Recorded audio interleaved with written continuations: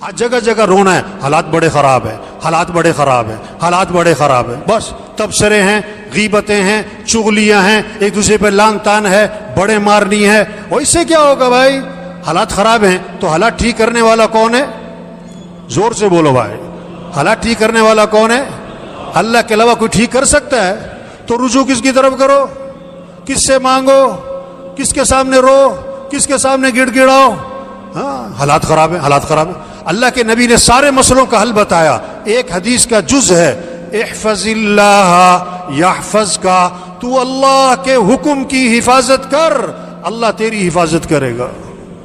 وہ اللہ کے دین پر آ جاؤ، اللہ مسئلے حل کر دے گا۔ مسئلے خراب ہو، حالات بڑے خراب ہیں، ملک کے حالات خراب ہیں۔ ایک آدمی کسی گھر گیا چائے پینے کے لیے نا، اس نے چائے پہ بلایا، اب جیسے ہی بیٹھے نا چائے پہ، کہتا جی حالات بڑے خراب ہے۔ کیا کہتا ہے؟ حالات بڑے خراب ہے۔ وہ صاحب خانہ نے کیا تم نے کیے؟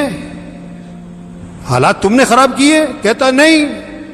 کہتا تم ٹھیک کر سکتے ہو؟ کہتا نہیں۔ کہتا پھر چائے پیو۔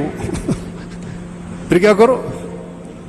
او بھئی حالات خراب ہیں تو کیا کرو؟ باتیں کرنے، تبصرے کرنے، غیبتیں کرنی، چغلیاں کرنی، ایک دوسرے کو گالیاں دینی، لان تان کرنا، بڑے مارنی؟